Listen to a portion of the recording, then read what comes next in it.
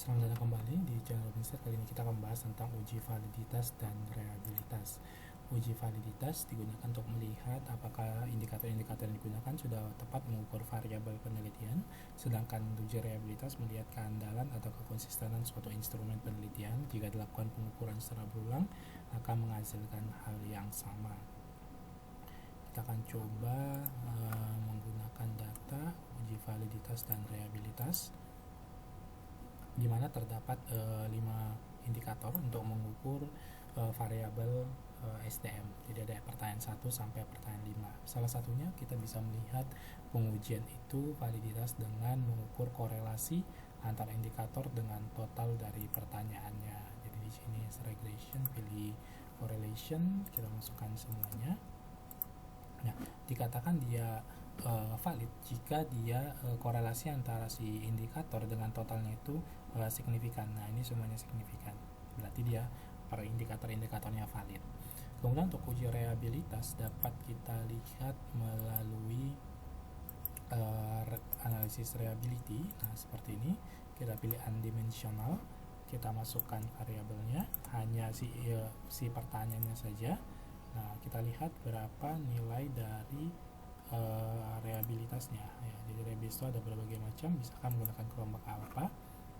Nah, di sini terlihat nilainya sebesar 0,88, berarti dia reliable. Biasanya patokannya di atas 0,7. Nah, kemudian kalau mau per individual bisa dilihat di sini. Individual jika dia dihapus, misalkan ini dibuang, maka item correlationnya jadi berapa nilai kelompok alfanya. Kemudian yang bisa dilihat di sini adalah penggunaan dari model analisis faktor ya, single factor fit. Nanti akan kita bahas di analisis faktor.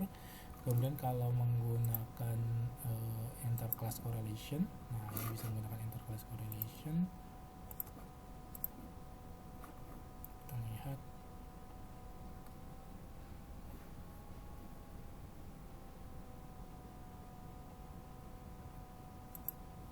ini adalah nilai si interclass correlation antar kelima subjek tadi ya.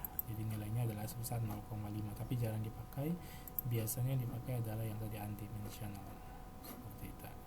Nah, sekarang selain menggunakan korelasi untuk uji validitas reliabilitas, biasanya bisa menggunakan namanya analisis faktor. Artinya analisis faktor itu dia membentuk satu faktor ketika dia memang benar atau satu variabel, nanti disebut ya, satu variabel dari indikator-indikator itu. Caranya kita lihat di sini analisis faktor ada dua, ada yang bernama EVA, explanatory factor analysis. Ini jika kita ingin membentuk faktor itu belum ada teori yang kuat, jadi panahnya menuju si variabelnya, sedangkan konfirmatory kita mengkonfirmasi. Jadi ini biasanya digunakan untuk analisis SEM, panahnya menuju si indikatornya. Kalau kita pakai EVA, nah ini kita masukkan si SDM ini. Kalau ini diekstrak menjadi satu variabel, kita lihat ini diekstrak jadi satu variabel ya, ini membentuk satu faktor. Ini nilai loading namanya. Nah, biasanya diharapkan di atas 0,6 atau 0,7 tergantung referensi. Kalau ini 0,6 berarti semuanya masuk gitu ya. Kemudian untuk ketika dia di-generate menjadi satu, maka variasi yang dapat dijelaskan dari kelima indikator ini adalah sebesar 62,1%. Seperti itu. Itu kalau menggunakan EVA ya. Kita bisa membuat script plotnya, script plot. Nah, script plot ini salah satu cara untuk melihat patahannya di sini ya. Jadi dari 2 menuju 1 sudah patah tajam, berarti cukup satu si ininya.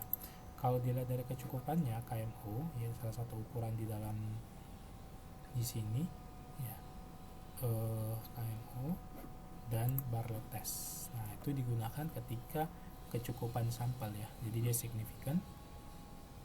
Nah, signifikan artinya dia cukup sampelnya untuk menggambarkan satu si indikator tadi. Nah, di sini secara KMO-nya dia biasanya di atas ini overall MSA, yaitu di atas 0,7. Nah, ini kecukupan sampelnya juga di atas 0,7 seperti itu.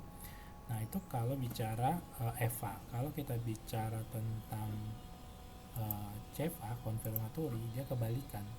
Nah, kita kita membentuk satu faktor. Kita lihat di sini. Nah, di sini ada namanya second atau first order. Kalau second order itu dia memperhatikan antara variabel ke dimensi baru ke indikator. Tapi kalau dia first order itu dari dari indikator dari si variabel langsung menuju indikator. Kalau kita lihat di sini secara model fit ya, chi-square-nya dia dengan faktor model itu dia signifikan, artinya modelnya fit. Kemudian faktornya nilai-nilai loadingnya, kalau kita lihat di sini estimate-nya dia semuanya signifikan ya, signifikan. Kemudian di sini ada beberapa opsi lagi ya, nanti kalau menggunakan second order. Kemudian ini ada beberapa additional outputnya ya, beberapa R-square yang dapat terjelaskan. Nah, per masing-masing R-square-nya bisa terlihat berapa. Kemudian nanti multigroup ya, bisa menggunakan multigroup kalau misalkan nanti berdasarkan gender. Nah, ini ada macam-macam plotnya ya. Jadi di menggunakan JASP ini cukup lengkap. Nah, satu lagi yang mirip dengan analisis faktor adalah analisis faktor ini juga bisa digunakan untuk membentuk indeks ya. Nah, sebaliknya kalau misalkan ini kita harapkan korelasinya tinggi. Nah, kalau misalkan di dalam regresi ada berbagai variabel, nah variabel itu terjadi multikuantitas, artinya kolerasi ini kita anggap variabel, misalkan x1, x2, x3, berarti ini tidak boleh dilakukan secara menjadi variabel tersendiri sehingga dibentuk suatu komponen. Nah, dia disatukan dengan namanya analisis komponen utama. Nah, di sini namanya PCA, Principal Component Analysis. Nah, hampir sama cara kerjanya ya. Kalau tadi kita harapkan dia banyak menjadi bentuk satu, kalau ini berarti ini adalah namanya ini diekstrak atau dijadikan satu variabel. Nah, dia membentuk kumulatifnya sebesar 69% ya.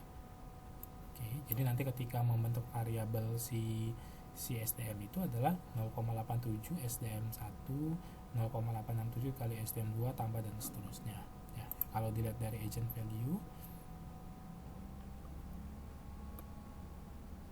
kemudian kalau kita bisa melihat dari ini kalau menggunakan rotasi faktor, outputnya bisa menggunakan script plot kayak tadi juga. Ini hampir mirip dengan analisis faktor, dia akan patah di satu ya, di satu sudah patah, jadi cukup satu saja komponen yang digunakan.